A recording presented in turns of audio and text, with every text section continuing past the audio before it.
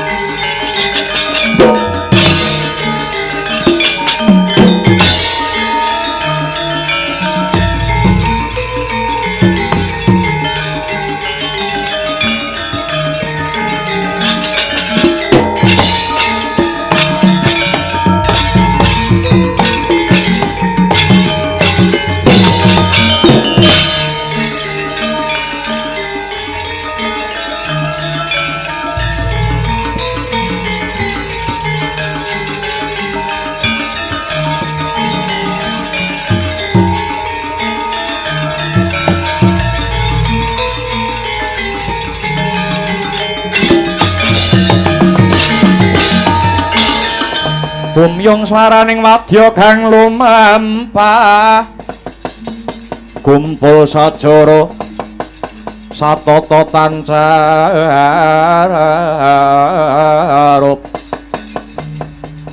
dene Rama Baharana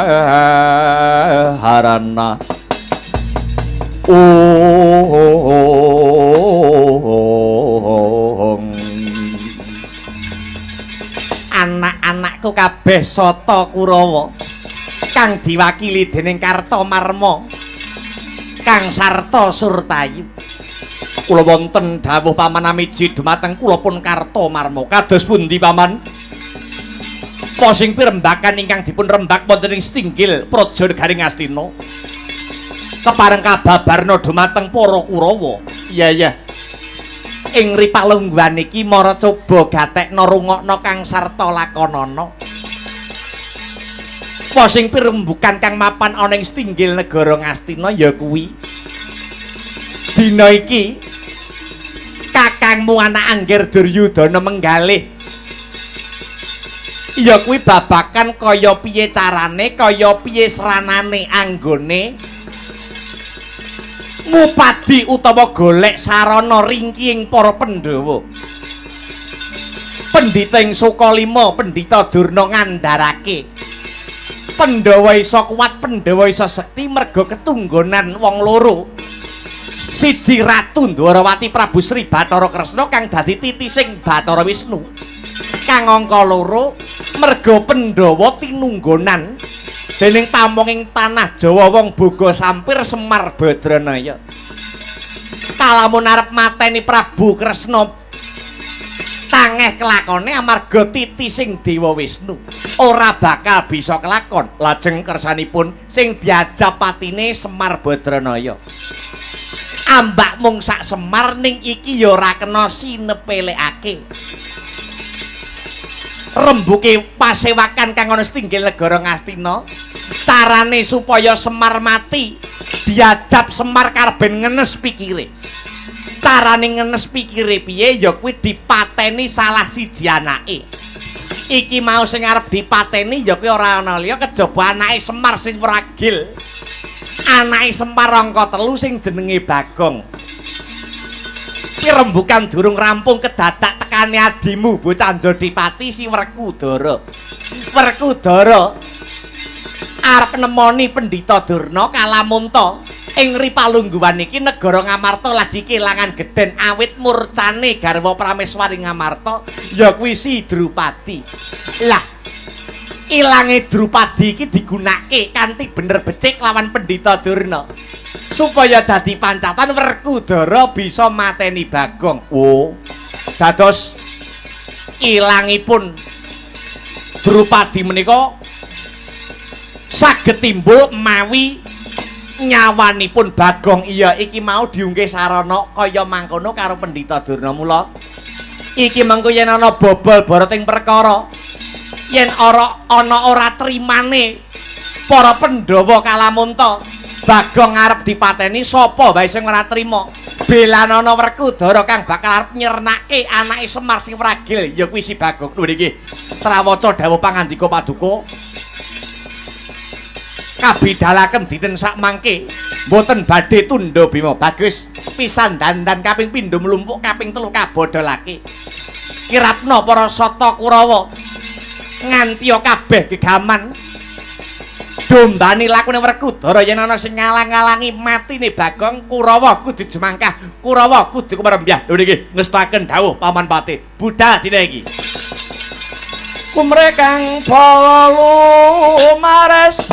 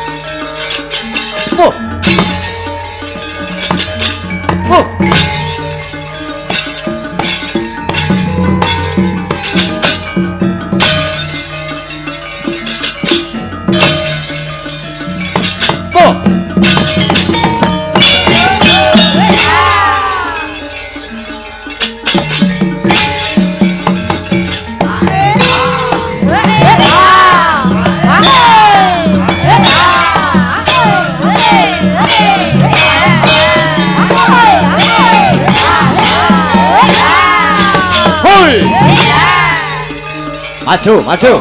Ya, maju.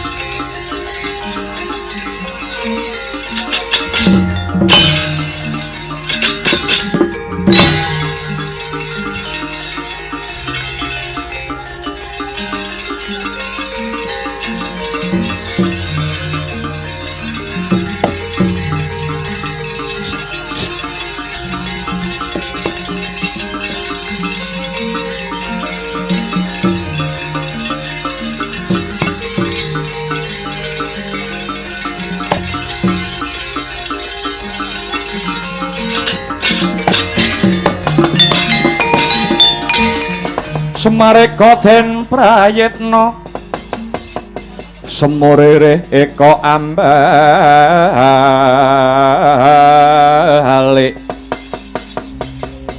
titiyani gandayani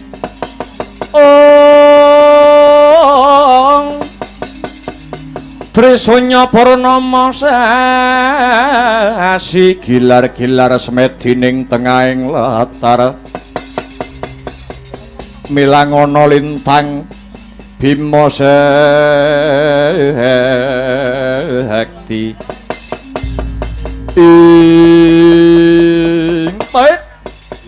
mbegek ugek sadulita hemel-hemel lae menawi mboten sisip ing pamawas punika Ndara Janaka sarimbit kaliyan Ndara Bimasena ingkang kepareng rawuh wonten Subung kula Karang Kadempel. Wonten wigatos ingkang pundi Ndara kok sajak sumengka sanget? Kakang Semar Badranaya. Nggih. Dina iki aku bakal takon marang Kakang Semar Badranaya. Kok ujug-ujug tanglet babakan punapa Ndara? Apa Kakang Semar tresna mring bendaramu para Pandhawa? Lah kok ngaten pitakonan sampeyan? Lair terusing batin anggenipun Semar tresna dhateng momongan kula para Pandhawa. Enten napa to, Gus? Kok sampeyan pitakonane sajak nyolowadi, Kakang Semar? Yen to pancen Kakang Semar tresna kelawan para Pandhawa, mesti wae Kakang Semar uga tresna kelawan kulawarga agung ing Ngamarta. Tegese Ripalungguhan sak mengko Kakang Mbok Dewi Drupadi lunga saka negara Ngamarta. Mbuh ana ngendi lenggahe? Perkara iki andadekake mrina penggalihe Koko Prabu ing Ngamarta. Bareng Kakang Werkudara nyuwunake katerangan iki ana ing Bapa Pandhita Durna, tinemune jebul timbule Kakang Mbok Drupadi ana pitukane, ana syarat-syaranane. Punapa syarat-syaranane, Den? Suwawi kula aturi paring dawuh.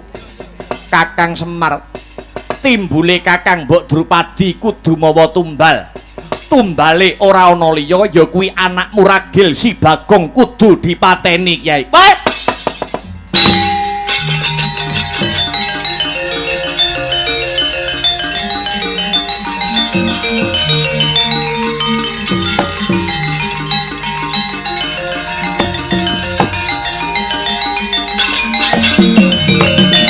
Ampun ngawu-ngawu gambar to. Bagong iki ora ana sambung rapete karo tindake Gusti Ayu Drupadi. Kok ngerti-ngerti kula kok arep dipateni. Sampeyan niku duwe ati napa mboten? Sampeyan niku satriya lho, Gus. Kula derekke seprika-sepriki. Sampeyan nek topo ning alas nganti 3 wulan, nganti 4 wulan. Kula ora tau mulih teng omah, gur belani sapa? Gur belani sampeyan. Bareng sakniki kok sampeyan tegel tega kali Bagong. Jane Janaka karo Werkudara. Dina iki apa lagi kelangan rasa kamanungsan. Kula niki dadi anggota kurang napa? Kula ora tau njaluk undang-undangan bayaran. Ora sah kakean gunem kang tanpa guna, Bagong. Yen kowe ora gelem, tak dadekke tumbal, kelakon tak ruda paripeksa dina iki kowe, Bagong. Kowe gelem tak dadekke tumbal apa ora? Yen ora gelem tak idak ning kene mutar dene iki kowe. Mlayu le, mlayu. Wah. Mandek.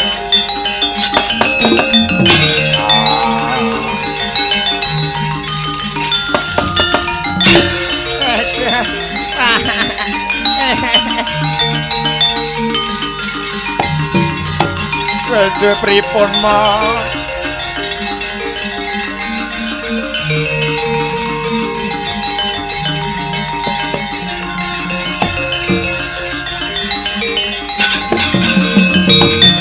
Piye kae, Pak? Kae piye, Pak? Bagong dioyak Ndara Werkudara. Bagong dioyak Ndara Janaka.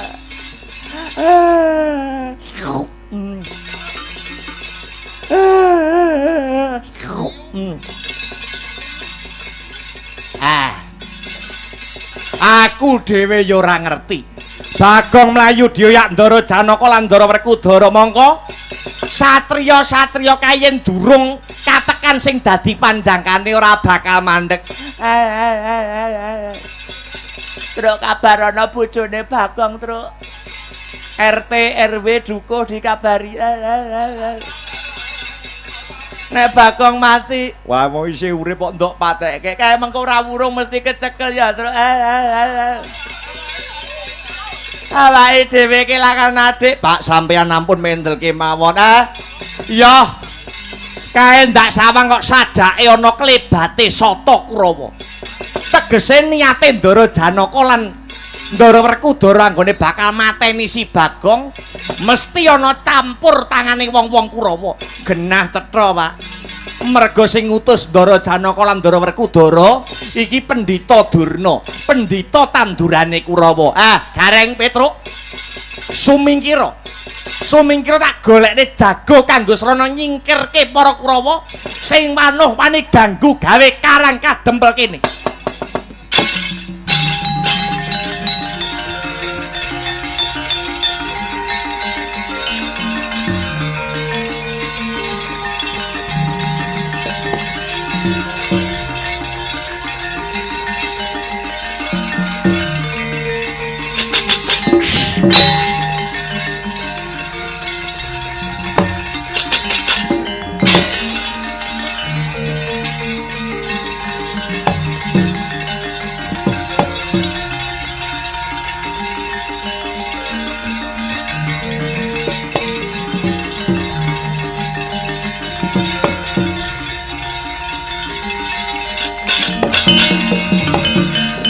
Handedel gayung gekono Risang Ramandaya Patyana yaksa gungcang krama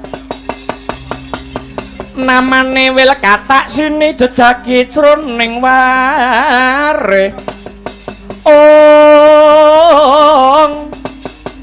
mbadha golam tanpa tuwa mina-mina jro jaladri mila gugu saben ari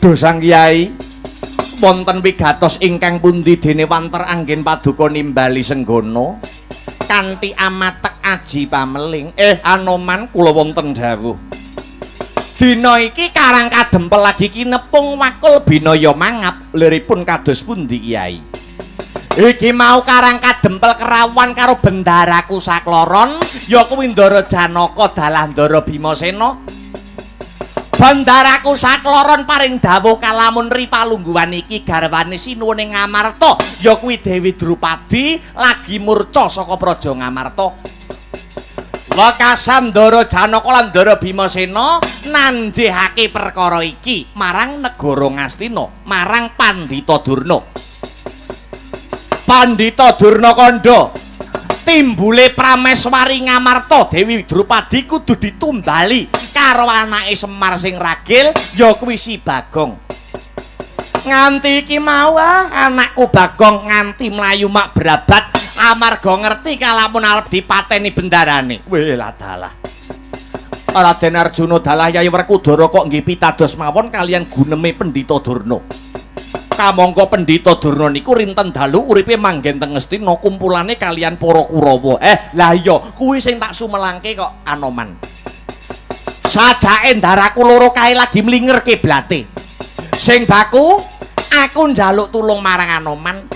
Kurawa sing ndombani lakune Ndara Janaka lan Ndara Werkudara kae konen lunga saka karang kadempel kene. Aja nganti para Kurawa iki mengko gawe geger ana desaku kene. Lho nggih Kyai kalilan kula nyuwun pamit duga ginawa ngati-ati aja nganti keri ya Senggana.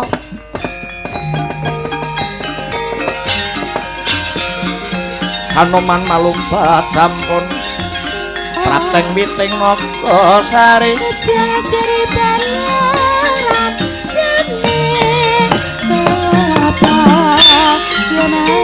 mulat mangandhap katingal wanodya yukurma aking gelong rusak bor lan desma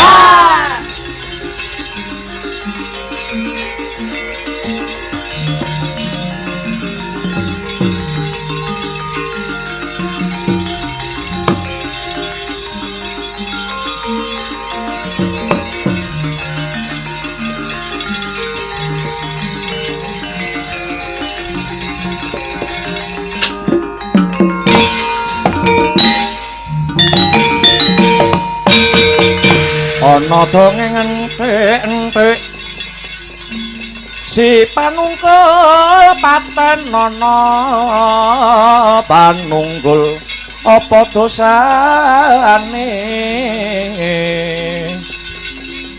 dosa ngunggule sasama aja dindak kualat lah iya bener kandhamu lali sumber ketirasa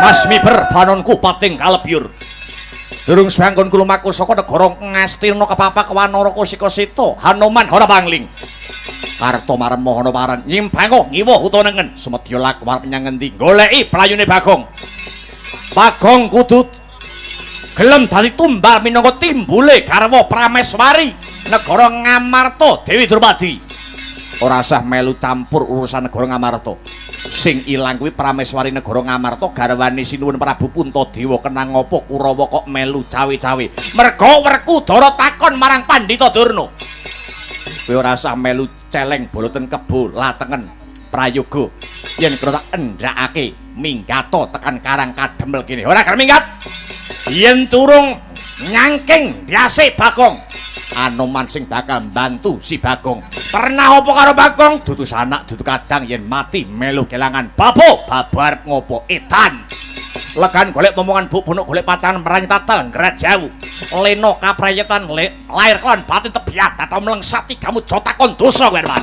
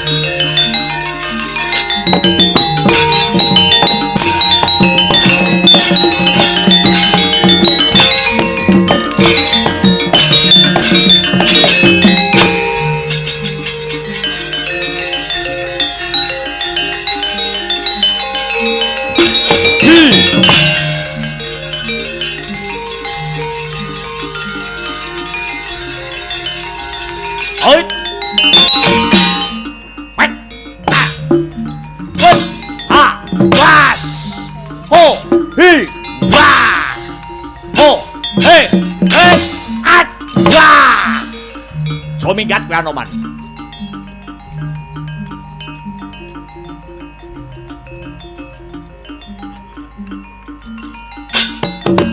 Wah! O wah ya. O a e e. Ho we wa to.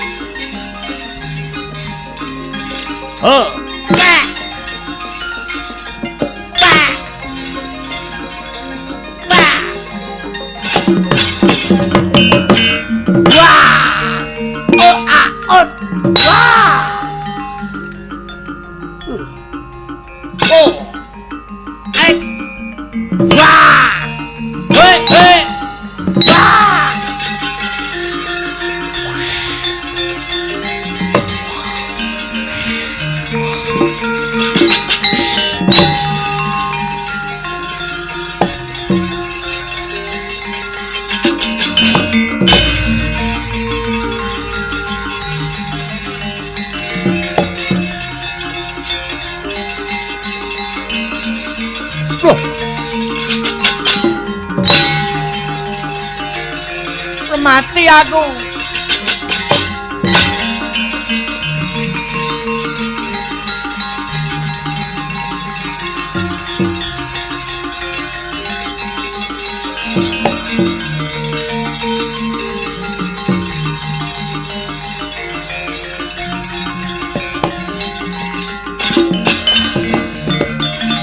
Kabrabak suruh kabranang geget waja mlintir gumbala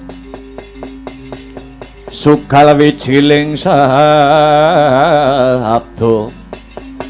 ing des malaning rat leketeking jagat gelah-geleng bumi panuksaning jajelanat sukertaning bawana Bagong arep tak nggo tumbal minangka timbule Kakang Mbok Drupadi malah mlayu-mlayu sajak endo ing bebaya. Hi Bagong, mlayu nganti tekan lak-lakaning naga kowe bakal tak tututi. Ketaman jemparing Raden Janaka ora ilang nyawamu tak guroni bathangmu kowe Bagong.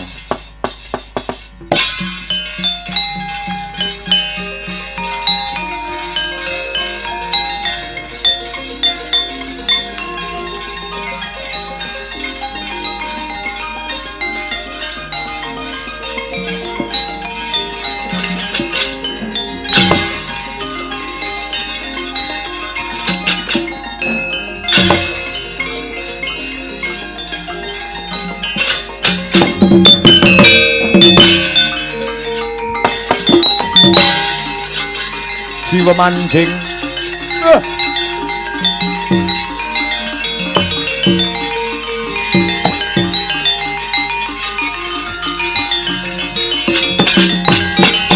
Oh.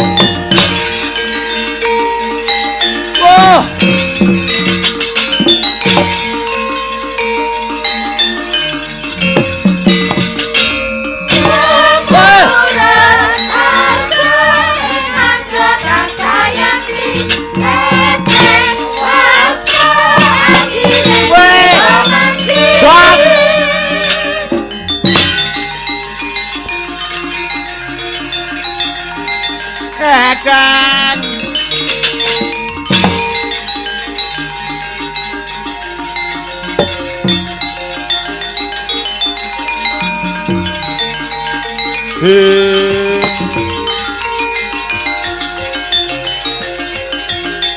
Aduh, Pak.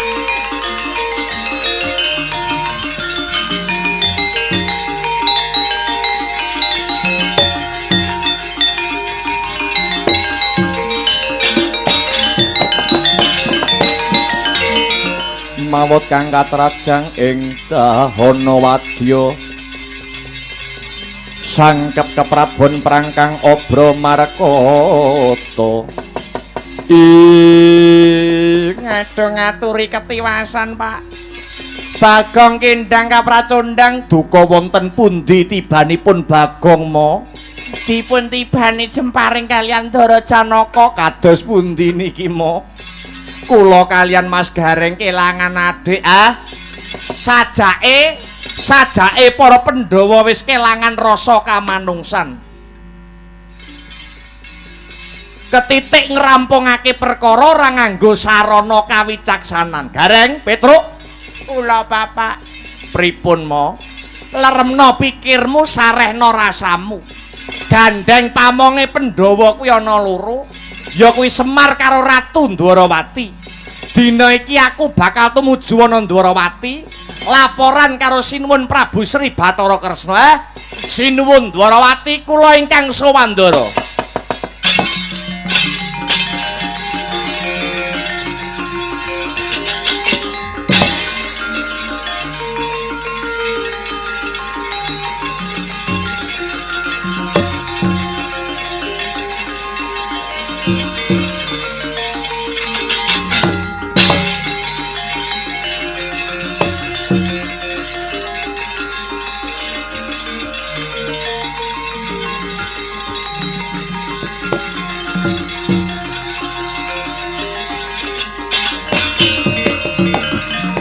Prataruna Hanudya sanes karo makasangane hati maksudi engkau kang akeh gunane bisane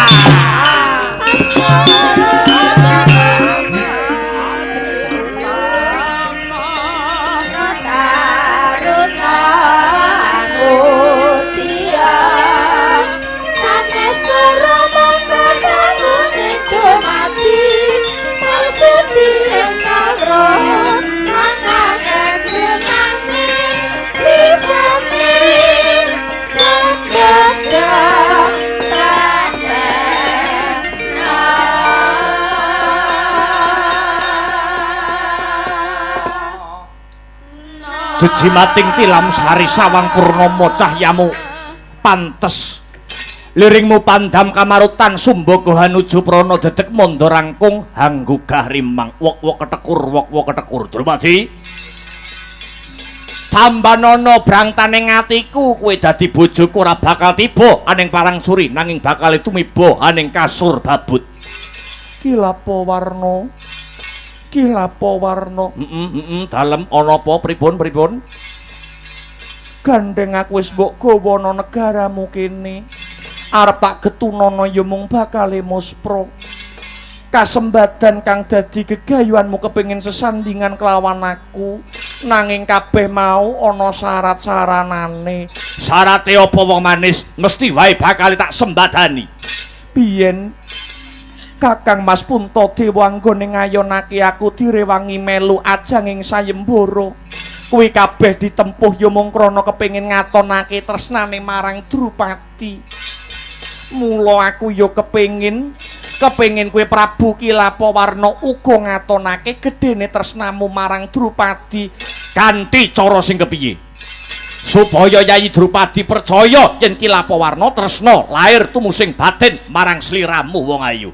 Yen pancen Prabu Kilapawarna ngaku ratu sing sekti mandraguna, pilih tanding sajroning ayuda maracaba. Kayangan Suralaya kae bedahen. Dewa-dewa padha kalahna. Yen wis dewa-dewa kayangan Suralaya padha kalah tumuli aku boyongen mapan ana kayangan Suralaya. Drupadi kepengin dadi garwa prameswarine Prabu Kilapawarna, ora mung Prabu Kilapawarna ratune negara ngatasangin, nanging uga Prabu Kilapawarna ratune kayangan Suralaya. Yen perkara iki panjenengamu saguh mujuti, Prabu Kilapawarna bakal gedugon jamah marang Wara Drupadi. Tenan apa piye? Ora bakal aku selak. Ya.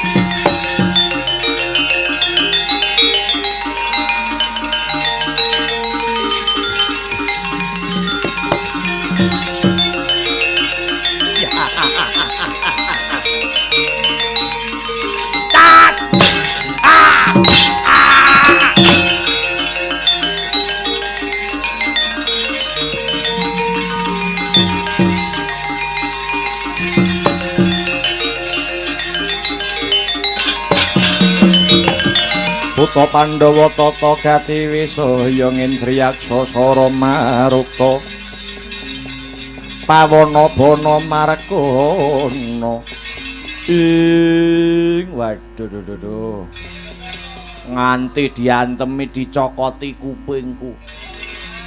Ados pundi sinuwun? Sajakipun kok nembe bingah penggalihipun. Tak kandhani rungokno kupingmu. Pripun. Dina iki Yayi Drupadi gelem tak pek bojo. Waduh nderek bingah, aja mung melu seneng kowe. Aduh yo. Galak men to iki. Yayi Drupadi gelem tak rabi nanging ana pitukane. Pitukane napa? Kanggo ngatonake gedene tresnaku marang Yayi Drupadi, aku dikon bedah kayangan. Gawean abot neh iki. Bedah kayangan piye? Sambat kowe. Sambat kowe. Mboten sambat. Mboten. Iki nyapa lambene sambat bareng. Kowe kok melu ngantem. Kula mboten sambat. Ora sambat mboten. Kabeh bakal tak lakoni kanggo Yayi Drupadi. Ora sandadak kesuwen.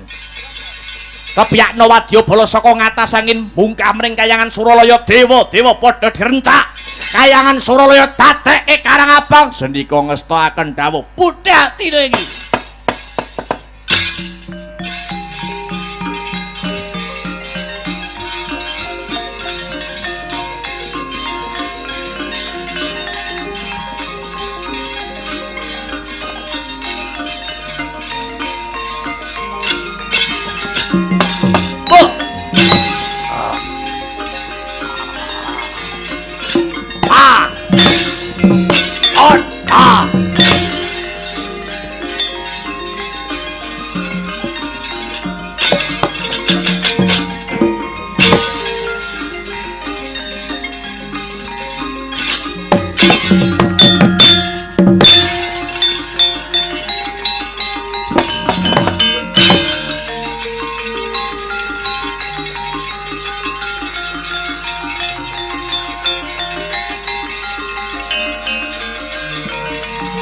ora mikir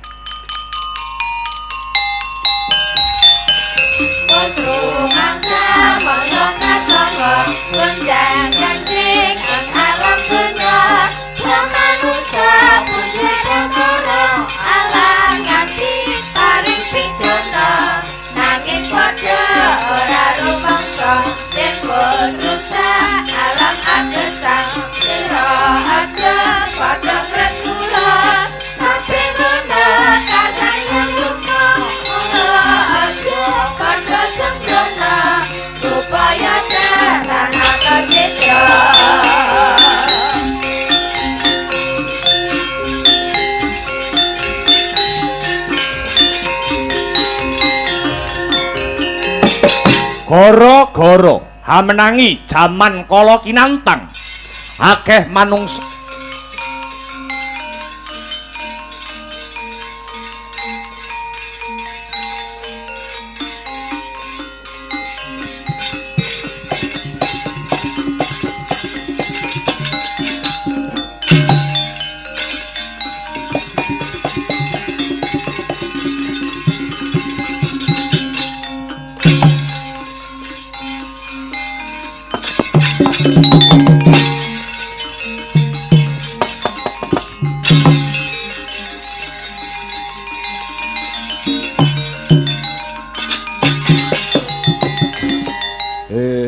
angin amidit milir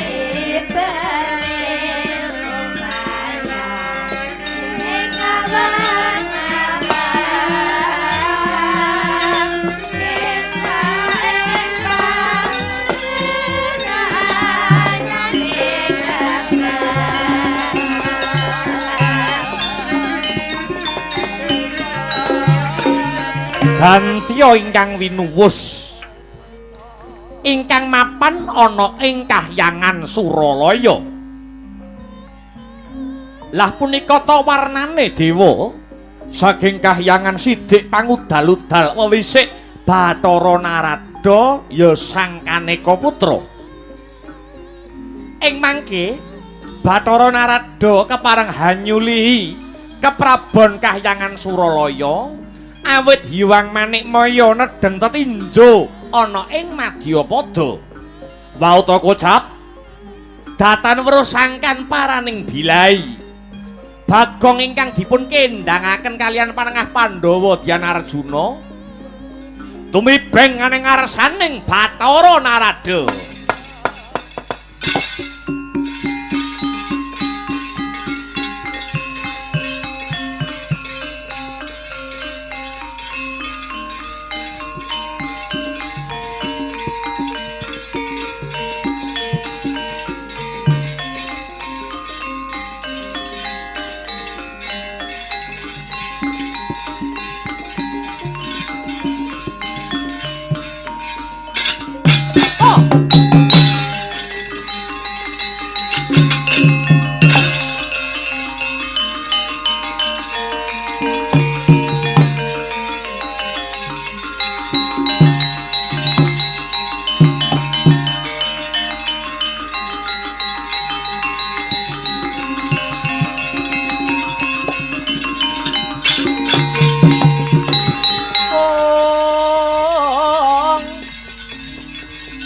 rakyat langening kalang janaglar pandamundar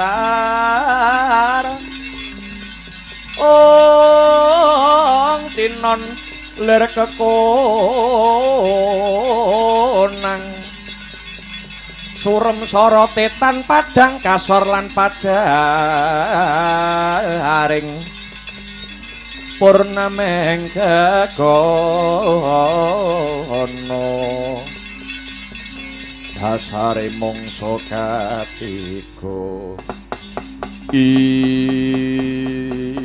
pragenjong pak pong bu bolong kali cuding etan iline weladalah nalikane Bathara Narada lagi hanyuli keprabone Hyang Giripati lah kok kedadak iki tak sawang unarpane Bagong kliyang-kliyang sajak kendang kapracundang sajake Bagong wis ora eling Purwa lan Duksina mara coba tak usadanane dimen Waluya jati temah Nirmala Bagong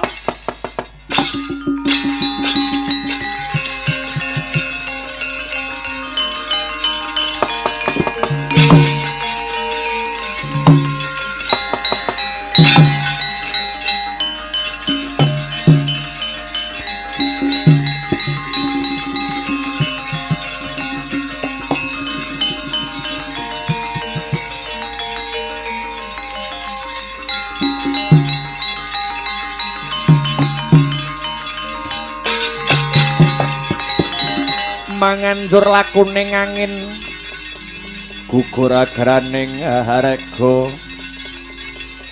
guru gurnita kagiri-giri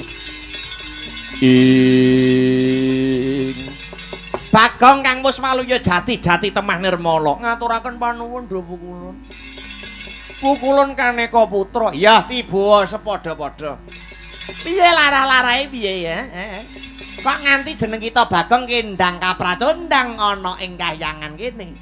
Wajan gawat lun. Dinten samangke negari Ngamarta kelangan gedhen-gedhen Dewi Drupadi muspra ingkang tanpa wangenan. Raden Werkudara tanget dumateng gurunipun Pendhita Durna. Timbule Dewi Drupadi kedah ditumbali nyawane Bagong mila ngantos kula dipun kendhangaken ngados mekaten. Oh kaya mengkono lara-lare. Nggih Lun. Lah. Lah niki pukulan Bathara Guru wonten pundi? Pukulan Bathara Guru.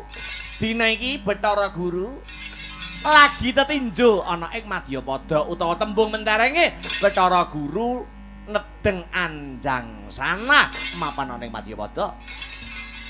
Waduh, wis. Penak-penak ning dhuwur ning kayangan dadak mudhun Madyapada bareng ngopo to ya? Apa pancen penak ning isor timbang ning dhuwur?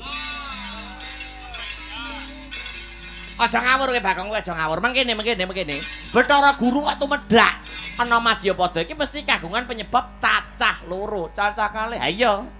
Siji yen ora paring kanugrahan marang titah, angka loro Bathara Guru mudhun ana Madyapada bisa uga ngelingke marang titah kang luput saka sesanggeman. Ngono Bagong. Oh, ngono. Ha iya. Nah, sisan gawe pukulun piye, Gong? Mumpung ana kayangan jare dewa ki sipate wis ngerti sadurunge winarah. Mula sisan gawe Bagong bakal takon. Sejatine ilange Dewi Drupadi niku mapan wonten pundi? Aku takon marang dewa kaya ngene iki mergo blaka suta blak kutang terus terang. Aku ki bosen dipitenah terus. Apa meneh sing mitnah ndara ndaraku dhewe para Pandhawa. Mara gage tuntuna mukulun. Ngene. Yen miturut panggraitane Narada ya kan Eka Putra. Ilange Dewi Drupadi iki mesti ana sambung rapete karo tumedhake pukulun Manikmaya ana ing Madyapada. Lah yen wis kaya ngene iki aku duwe srana kareben perkara iki enggal antuk pepadang. Bagaimanakah caranya? Suami kula aturi hamba bar pangandikan.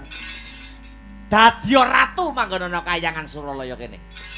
Ing pamrih supaya pukulun Manikmaya enggal bisa bali mring kayangan. Mergo janjane Narada ki ya kesel kon jaga terus, kon jaga kayangan kene terus kesel. Aku dadi ratu iki. Ha iya. Wis manut aku kene tak dandani. Nganggo busanane Bathara Guru enggal dadi ratu mapan ana kayangan Suralaya. dadi ratu iki.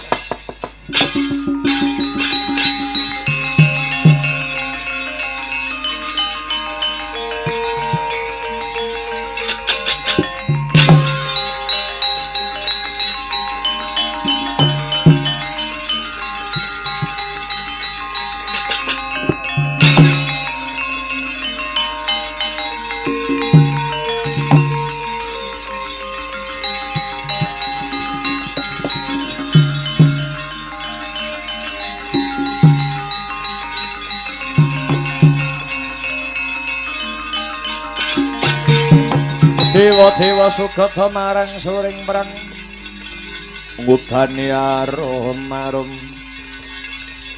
ngendan wengawiyat narada ngepalani wah jan gleleng nek kaya ngene iki penak ya dadi ratu sandangane solan salin aku dadi yoga sabuk stagen ra tau ganti nah ning ngene nak penak gandenge iki Bagong wis sembada dadi ratu mapan ana kayangan tak salini jeneng ya ki Prabu Baworsari saiki tatanen mangsa baranga para dewa anggon munata nganti iki mengko Bathara Guru bisa bali mapan ana ing kayangan lan Dewi Drupadi bisa bali timbul sendika pukulun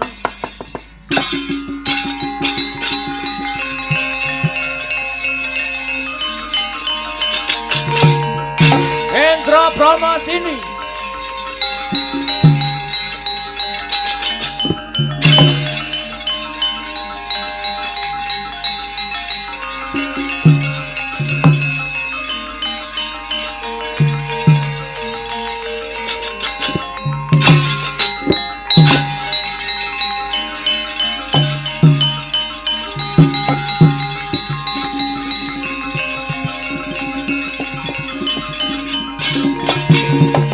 Aludon lakuning lekas lukit holeno geng hitung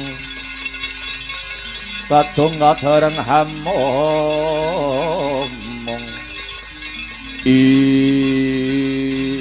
Indra Brahma saiki bosmu aku Prabu Baworsari Inggih Sang Prabu ada peraturan baru dari saya Napa Sang Prabu? Dewa-dewa kabeh tanpa terkecuali. Dewa-dewa kabeh kudu nganggo sandangan Bagong. Ayo.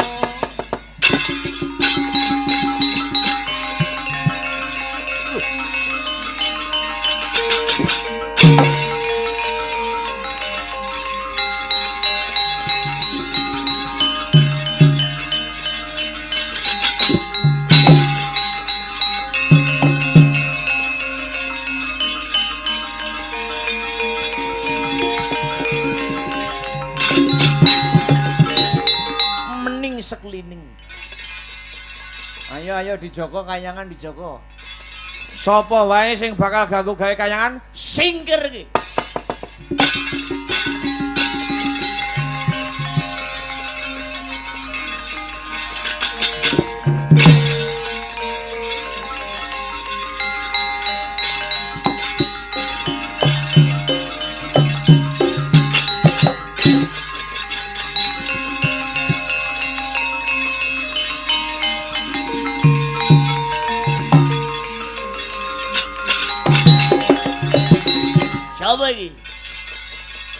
Tumenggung kumandang garba mburi saka negara ngatasangit. Telumu munggah kayangan. Mbedah kayangan ngestu padha dawuh pangandikane Prabu Kilapawarna minangka sarana karben bisa dadi garwane Dewi Drupadi. Minggat gelem ora? Aku ora gelem minggat. Ketandangan dening aku kowe.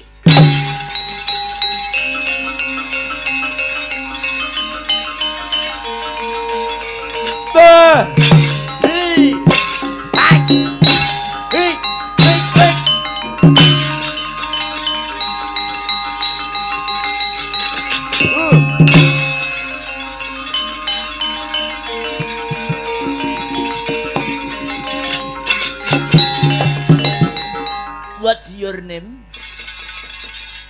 My name is tumenggung salokat katut barat minggat ora usah bedah kayangan musuhe aku ora gelem minggat yen durung dadi batang. Wah iki tunggale.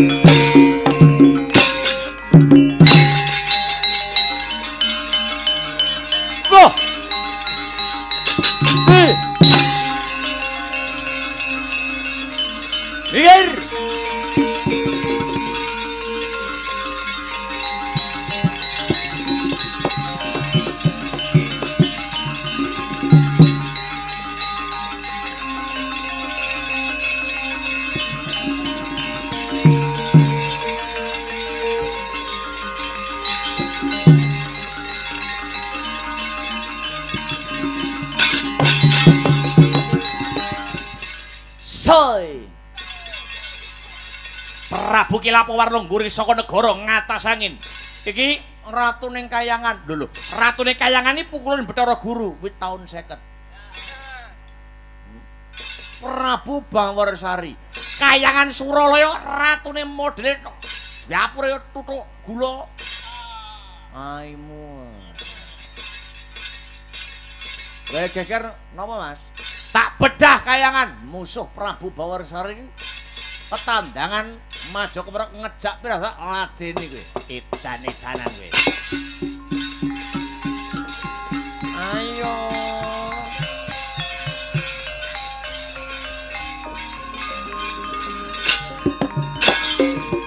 oh lumpuh oh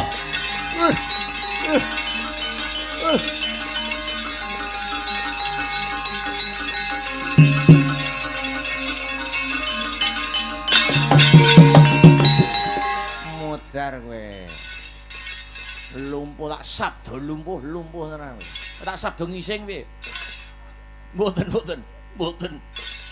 kowe iso bedah kayangane duwe niat konti tak takoni kula mung kepengin awit sambatipun Dewi Drupadi lho Dewi Drupadi mbok gawa nggih kula cidra saking negari Ngamarta kowe tobat ora gelem tobat kowe lumpuh selawase urip lho nek kumpul selawase urip piye nek arep kumpul wong wedok ora nggur tenggil-tenggil to ayo Drupadi bawa sini jadi istriku jadi istrinya Prabu Bawarsari ayo bawa sini jamku lho delok wis metal kaya ngene bawa sini Drupadi ayo bawa sini lho kula tesih lumpuh niki oh iya lali rung tak waraske iki waras wah waduh ayo lho malangkrek lumpuh mane malangkrek ning ngarep kowe dian tak kepruk boto ndasmu kula badhe balik rasa malangkrek ayo waras nggih Drupadi gorene nggih wis tak kendhawuh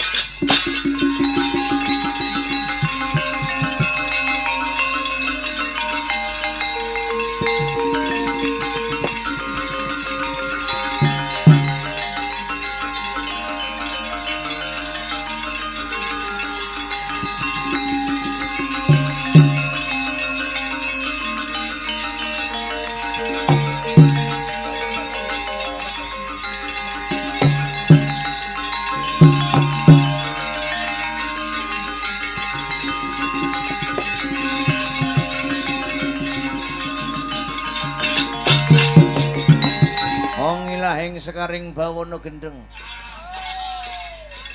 Jadi istriku ya Dewi Drupadi. Iya, aku seneng kaya kowe ngene iki. Nah, ya ngono kuwi, wong ganteng ngene iki. Yo weteng nek iso lemu ginuk-ginuk, wuluning dodo iso diwut-diwut. Jadi permaisuriku ya.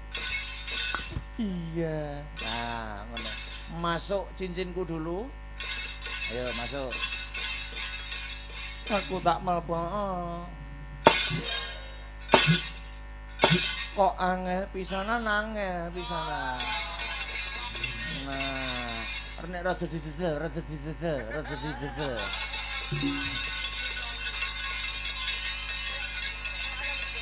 Kilapa Warna dan para Bagong. Kula wonten dawuh. Wonten dawuh. Mudhun Madyapada. Ana kewajiban kanggo jeneng kita kabeh. Kewajiban menapa ingkang kedah kula sangkul Prabu Bawarsari. Mudhuna golek ana satriya sing jenenge Janaka karo Werkudara. Janaka karo Werkudara. Nek pun kepanggih diajar nganti tele-tele. Janaka karo Werkudara. Nek pun kepanggih tunyune dijeki aja nganti ampun. Woi, ngajar nganti tele-tele. Sendika ngestaken dawuh, Bagong berangkat. Oh.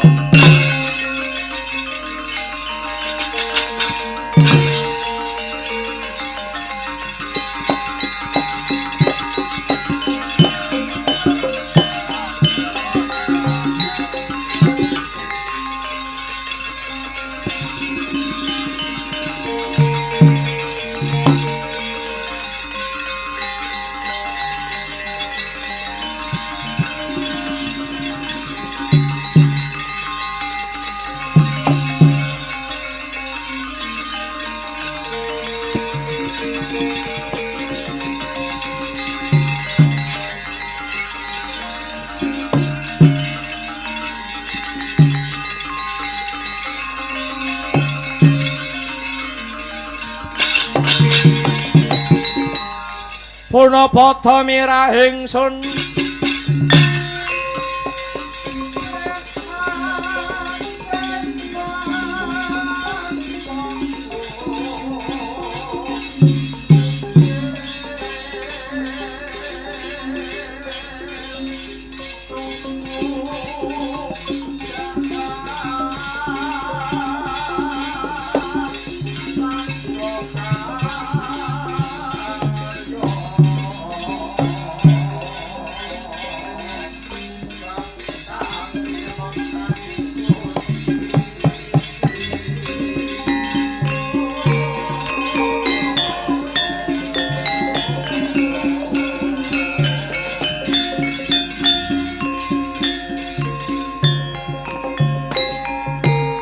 lonjong mimis melar mingkus kang dadi ambekane Kyai Semar kang petrek-petrek kepareng sebo ana ing Karaton Negara Ndawarati Paranbaya. Kyai ana wigati apa ngaturi ketiwasan Ndara niki wau cekak aos kemawon Dewi Drupadi murca saking Keraton Ngendraprasta. Raden Werkudara nangletaken babakan murcanipun Dewi Drupadi dhateng Pandhita Durna wekasan Pandhita Durna kandha timbule Dewi Drupadi kedah ngagem tumbal nyawane Bagong. Kula nggraita menawi Pandhita Durna menika ngawu-ngawu gawar. Rumangsa aji mumpung dipeh Werkudara murite kon mateni karo wong cilik, kon mateni karo sing dadi ponokawan sing ngancani saben dinane. Satemah anak kula dikendangke kalih panengah Pandhawa. Ndara Arjuna niki kados pundi?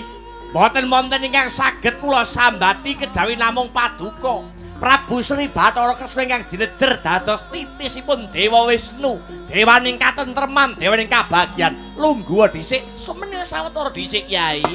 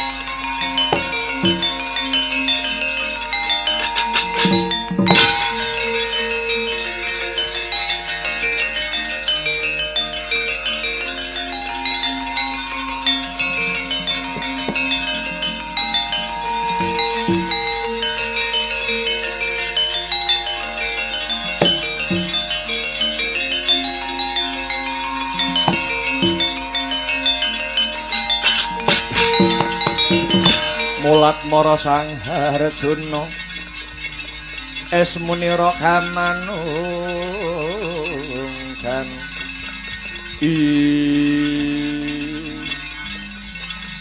Nyanyi Arjuna bubar saka ngendi Yayi? Kula sampun kasembadan. Lho, kasembadan apa? Nyirnakaken Bagong. Apa dosa kang sarta kaluputane Bagong? Timbulipun Kakang Mbok Drupadi kedah mawi syarat tumbal nyawane Bagong. Kuwi jare sapa? Saka pengendikane Durna guruku. Pendhita sing monyor-monyor, pendhita sing wegik, pendhita kang dadi pianteli Werkudara. Kowe aja ngawung-ngawung gawar ya. Durna kuwi sapa? Durna kuwi pendhita tandurane Kurawa. Pendhita sing rina wengine dicukupi apa kang dadi kebutuhane karo para Kurawa. Saka lima kae bisa ngadeg jejeg merga antuk dhuwit. Disok glogok banyu ngejun dhuwit saka negara Ngastina. Iki kabeh reka dayane para Kurawa amrih ringkihe para Pandhawa. Yen Bagong wis mati, punakawan liyane bakal nututi pati. Yen punakawan wis mati, tegese ilang sing dadi pamonge para Pandhawa. Kalamun punakawan mati, gampang anggone ngungke sarana patine para Pandhawa. Dasa, saiki tak takoni, yen pancen sira Janaka kang sarta Werkudara pancen bener-bener mestuti dawuh Pendhita Durna. Sak rampunge mateni Bagong, Drupadi wis timbul apa durung? Inggih dereng durung kersa kakangku. Lah iya. Durung to? Dereng. Kowe aja gelem diapusi karo wong-wong Kurawa. Kowe telek dibungkusi, mripatku melek diapusi Janaka Werkudara.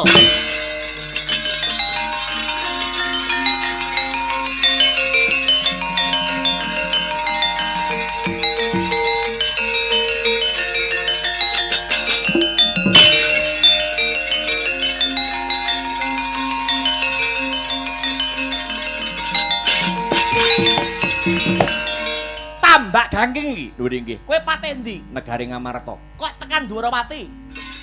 Meropel. Lho. Song meropel. Negari Ngamarta geger, gegeripun negari Ngamarta ngembet dhateng negari Dwarawati. Awit wonten Bagong cacah pirang-pirang ngepung negara Ngamarta goleki Raden Janaka kalian Raden Werkudara. Mboten kepanggih disusul wonten ing Dwarawati mriki. Wis piye Janaka Werkudara? Nek ana kedadian sing kaya ngene iki piye? Wong nandur bakal ngunduh, wong utang bakal nyaur, sing nyilih bakale balekake, sing gawe bakale nganggo. Yen ana apa-apa, aku ora gelem tanggung jawab, wis urusana dhewe.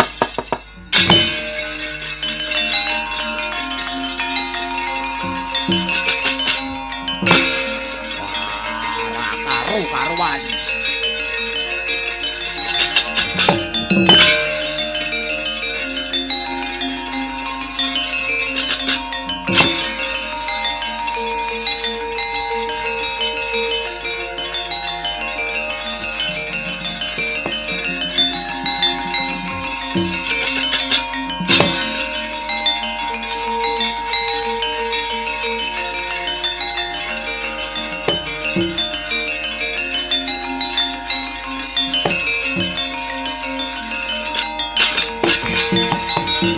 Bagong urip neh. Panengah Pandhawa, Satria Madukara, Raden Janganaka. Janaka. Wis dilih ta? Wit biyen ya kuwi. Kowe sing duwe keris Kyai pulang pergi. Pulang geni. Manut tak krincung sikilmu tak bondo tak pocok gulumu. Apa dosa kang sarta keluputane Janaka? Dosamu, Mbok. Gendong luputmu mbok indit. Gelem mati karo Bagong ora? Ayo tanding ngono kridane ngejak pirang. Ah kakek cangkem kowe.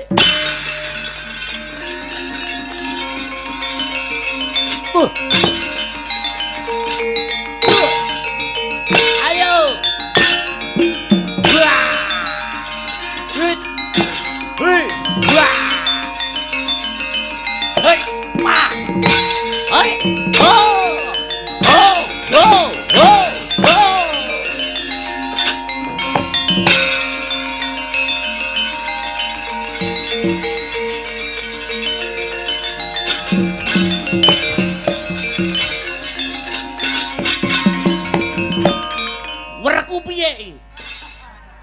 Dara nek to. Goleki sapa? Ya kowe sing tak goleki. Adep ana Bagong. Wah, kurang ajar dhewe.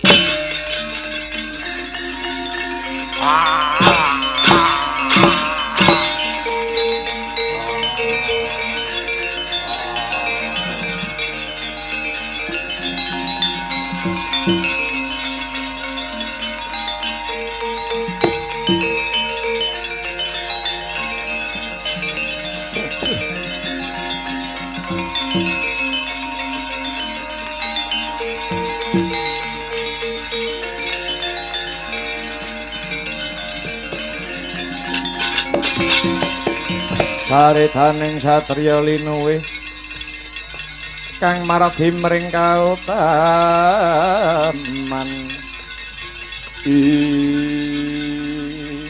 pira-pira luput kok aku njaluk pangapura Kiai awit aku ngrungokke wong-wong saka negara Ngastina nganti Janaka kelangan kiblating kautaman aku njaluk ngapura ana Bagong cacah akeh.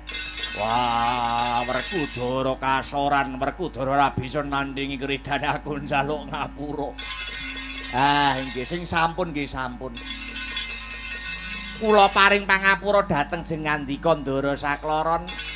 Perkara Bagong-Bagong nika kula tandingane ingkang baku perkara kalepatan paduka kena dadi kaca penggala. Sing wis sing kleru ayo didandani bebarengan, sing bengkong dijejeke. Sing salah ayo dibenerke bebarengan.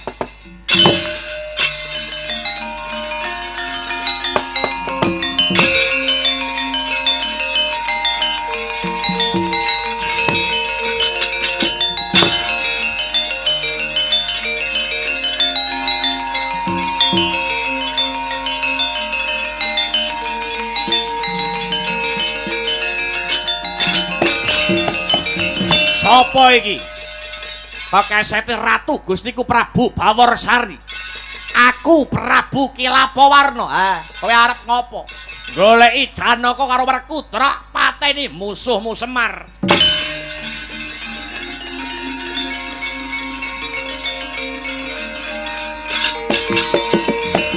Sing kandha ring kesing carita.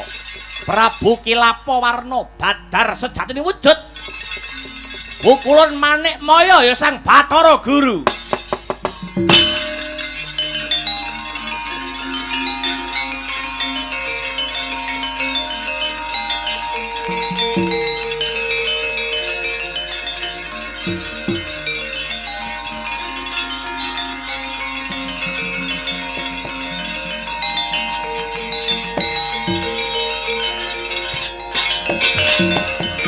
Dewa-dewa sugata marang soreng prang ngudani arom-arom ngentan wing ngawiyat. Iki Bathara Guru Manik Maya sing liga ora nganggo sandangan dewa. Sediamu apa kok membo dadi Ratu Sabrang? Sediaku loro Kakang Semar. Angka 1 aku kepengin ngelingke para Pandhawa. Karben ora sewiyah-wiyah karo wong cilik. Angka 2 sediaku ngelingke Pandhawa aja gampang percaya karo wong kang durung karuan kasunyatane. Ya kuwi contone swaraning para Kurawa, swaraning Pendhita Durna, Pendhita tandurane Kurawa kang kepingin golek sarana murih ringking para Pandhawa. Lah kae ana Bagong pirang-pirang kae para dewa. Enggar badarna yen pancen mangkono. Iya. Aku njaluk pamit tak badarni Bagong-Bagong para Bagong kang ngamuk punggung Suratamtaha. Bathara Guru sakwuse mbadarke Bagong-Bagong kang sejatine para dewa, aku uga bakal njaluk pamit munggah ana ing kayangan liwat tepining lepen kang bending banyune. Duga-duga gina nganti-nganti aja nganti keri, Guru.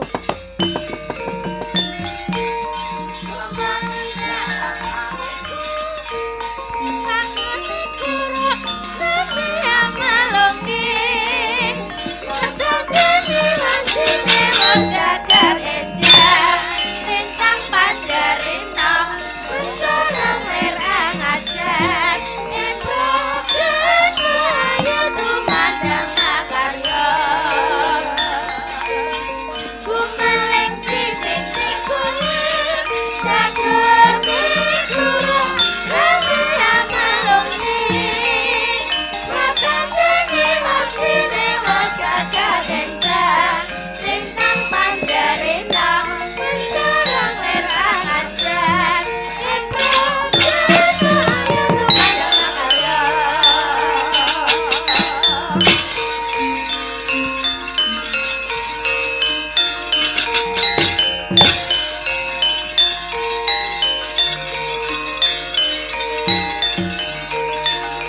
Areng Petruk kene.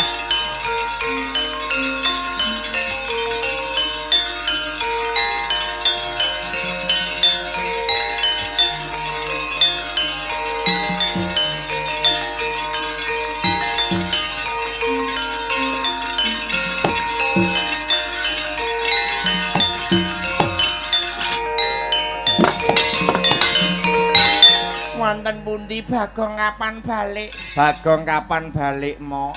Ana syarat-saranane yen kowe kepingin kumpul karo adimu Bagong meneh.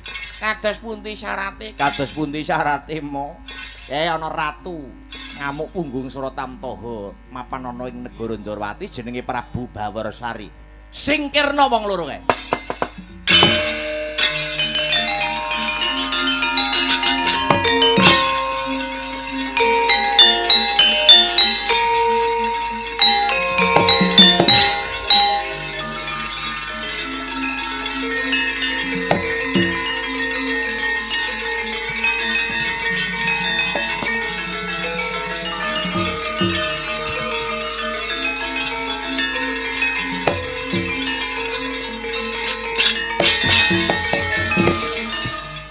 Raimu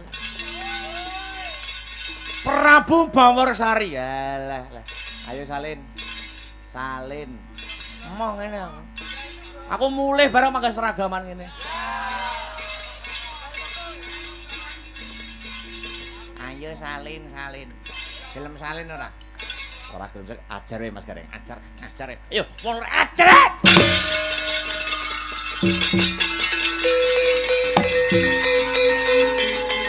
Ya!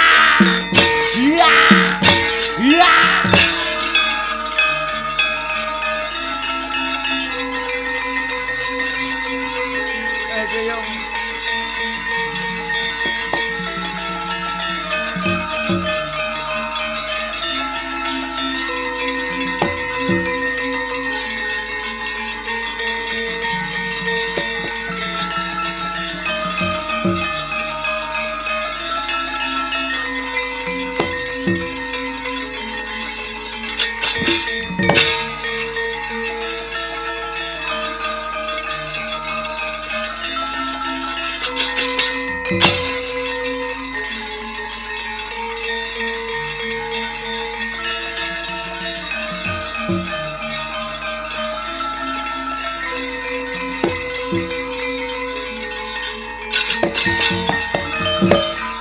Bagong aku njaluk ngapura nggih, Den.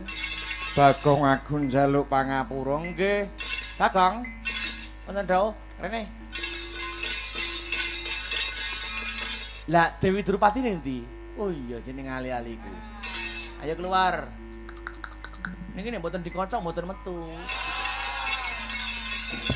Keluar. Ya. Nah. Begitu. Loh wis bar bae.